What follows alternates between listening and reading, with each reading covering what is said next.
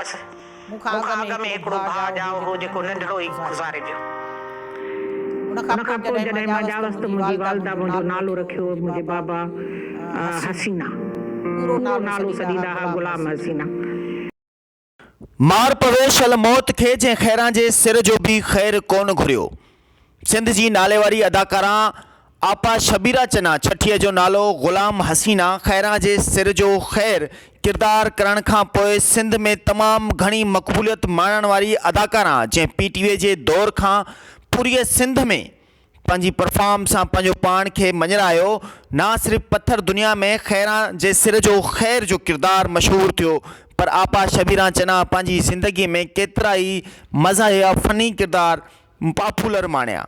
ॻाल्हि सिर्फ़ु हिन वीडियो में आपा शबीरा चन्ना जी मक़बूलियत जो न, पर असां आपा शबीरा चन्ना जे विछोड़े जो ज़िक्र कंदासीं, छो त अॼु आपा शबीरा चन्ना पूरी सिंध में ॾेह तोड़े पॾेह में सिंधी ॿोली ॻाल्हाई ऐं ॿुधी वञे पई। हर माण्हूअ जी अखि अॼु ॾुख सां भरियल आहे त आपा शबीरा चन्ना खिलाइण वारी सदाईं सिंध धरतीअ ते मुर्कूं विरहाइण वारी आपा शबीरा चन्ना अदाकारा अॼु सिंध खां मोकिलाए वई। ना सिर्फ़ु सिंध खां, पर पाकिस्तान जी लेजेंड अदाकारा जंहिं PTV जे दौर खां उर्दू ड्रामनि में बि पंहिंजी सिंधी ॿोलीअ खे पंहिंजो पाण मञरायो, सिंध जी सफ़ीर बणिजी ॾेह तोड़े पॾेह में पंहिंजी सिंधी ॿोलीअ खे ॾे तोड़े हर मुल्क में, हर घर में, हर दर ते सिंधी ॿोलीअ जो पाण सफ़ीर बणिजी पंहिंजे किरदारनि खे मञरायो। आपा शबीरा चन्ना जंहिं सदाईं पंहिंजा ॾुख दर्द सूर लिकाए कॾहिं बि पंहिंजे ॾिसंदड़नि खे इहो महसूसु न करायो त संदसि हू पंहिंजी लाइफ में केतिरी ॾुखी आहे। सदाईं ॿियनि जे लाइ ॻाल्हाइण वारी, ॿियनि जे लाइ खिलण वारी, ॿियनि माण्हुनि खे ख़ुशियूं ॾियण वारी, ॿियनि जे लाइ जीअण वारी आपा शबीरा चन्ना अॼु सिंध खां मोकिलाए वई। अॼु सिंधी मीडिया ते ब्लैक डे जो ऐलान थियणु घुरिजे। सिंधी मीडिया ते ब्लैक डे थियण जो ऐलान घुरिजे।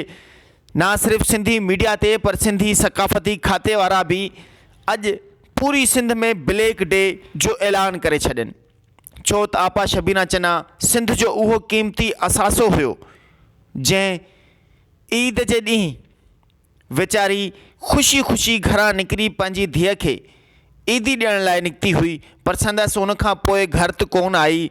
ज़िंदगी ऐं मौत जी कशमकश में एतिरो विढ़ी जो नेठि मौत जे अॻियां हाराए वेठी।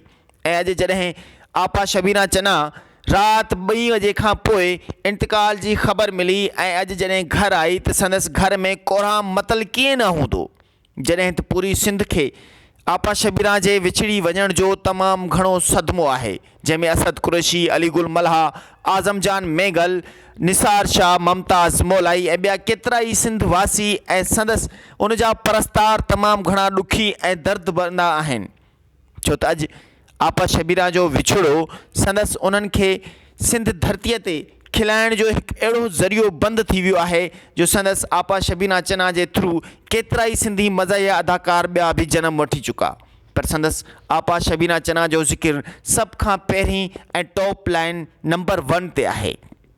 पर हिन वक़्तु आपा शबीरा जे विछड़ी वञण जो ग़म पूरी सिंध खे न, पर ॾेह तोड़े पॾेह में हर सिंधी ॿोली ॻाल्हाइण ऐं ॿुधी सम्झण वारनि खे तमामु घणो सदमो रसियलु आहे। अचो त दुआ कयूं त अल्लाह साईं आपा शबीरा चन्ना जी शहादत ऐं उन जी मग़फ़िरत फ़रमाए।